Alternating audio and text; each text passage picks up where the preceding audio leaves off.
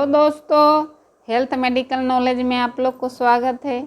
आज बात करेंगे एजिथ्रोमाइसिन यानी एंटीबायोटिक यानी 20 बीमारियों की इलाज कैसे होती है इस मेडिसिन से, इसके बारे में बात करेंगे। चलिए शुरू करते हैं। नेक्स्ट, एजिथ्रोमाइसिन यानी एंटीबायोटिक।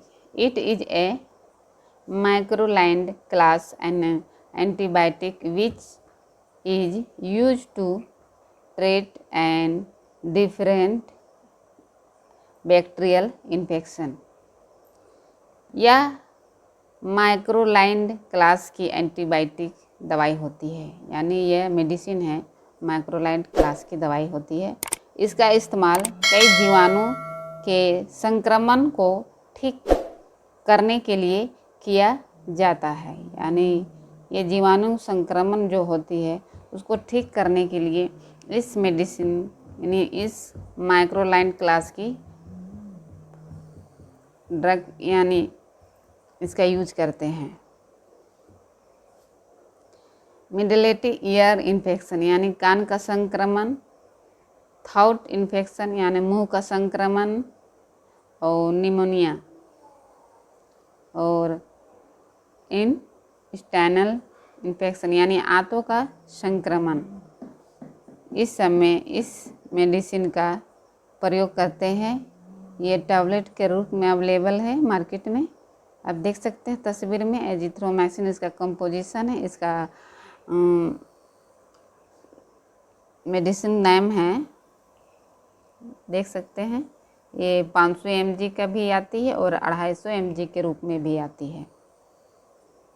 चलिए, सम अदर माइक्रोलाइंड क्लास एंटीबायोटिक यानी जो सेम जो अदर होती है, ये माइक्रोलाइंड क्लास की एंटीबायोटिक दवाई होती है। ये 3 प्रकार की एक ही तरह की मेडिसिन होती है, एक ही कंपोजिशन से। जैसे माइसिन हो गया, देखिए एरिथ्रोमाइसिन, क्लोरोथ्रोमाइसिन और रोकिथ्रोमाइसिन।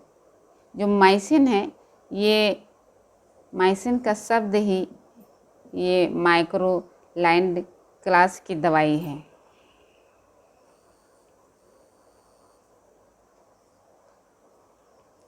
यानी नेक्स्ट इम्पोर्टेंट मतलब महत्वपूर्ण, erythromycin was facility and discovered in 1950 में, यानी सर्वप्रथम एरिथ्रोमाइसिन को 1950 में बनाया गया।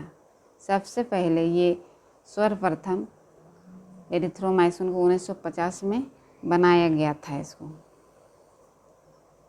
यानी रोक्सोथ्रोमाइसिन और clarithromycin, azithromycin are the latest edition. Roxithromycin, clarithromycin और एजिथ्रोमाइसिन यह बाद में खोजे गए हैं। ये सब जो मेडिसिन है, जो तीनों नेम मेडिसिन, इसको बाद में खोजे गए हैं। चलिए, इसकी क्रियाएं कैसे होती है।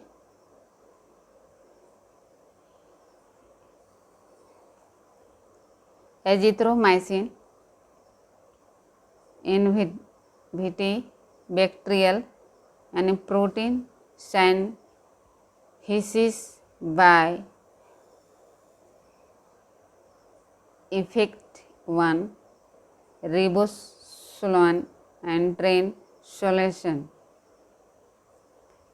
एजिथ्रोमाइसिन बैक्टीरिया के अंदर राइबोसोम को ट्रांसलोकेटेड होने नहीं देता है, यानी जो राइबोसोम को ट्रांसलेटेड होने नहीं देता है एजिथ्रोमाइसिन, जिससे प्रोटीन का जो सिंथेसिस रुक जाती है, जो प्रोटीन का सिंथेसिस है वो रुक जाती है। चलिए next, this drugs mainly brand and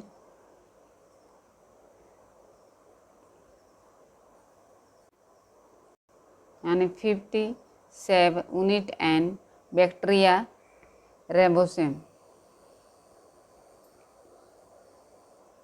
यह जीवाणु के 50 राइबोसोम को प्रभावित करती है, यानी ये जो जीवाणु हैं 50 राइबोसोम को प्रभावित करती है। It is low concentration of drugs it act and bacteriostatic. यह दवाई की कम मात्रा दी जाए तो जीवाणु की अवधि रोक देती है। जैसे कम मात्रा में जो मेडिसिन देते हैं तो जीवाणु की जो अवधि है उसको रोक देती है।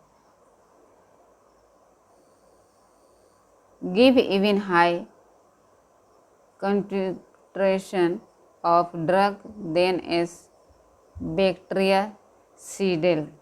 यदि इसकी डोज को ज़्यादा दिया जाए तो जीवाणु को मार देती है। जैसे इस डोज को ज़्यादा मात्रा में दिया जाए तो जीवाणु होती है उसको मार देती है। चलिए नेक्स्ट।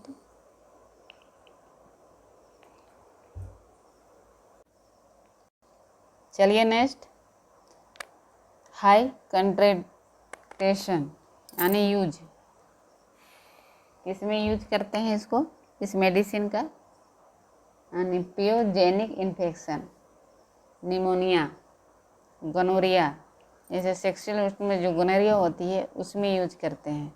डिप्थीरिया, जैसे डिप्थीरिया गले का जो इन्फेक्शन होते हैं डिप्थीरिया, उसमें यूज करते हैं। टॉन्सिल में बोन जॉइंट इन्फेक्शन यानी हड्डी और जोड़ों में संक्रमण, जैसे हड्डी और जोड़ में जो संक्रमण हो जाती है उसमें यूज करते हैं। चलिए ड्रग इंट्रोगेशन यानी कौन सी दवाई साथ में नहीं देना है।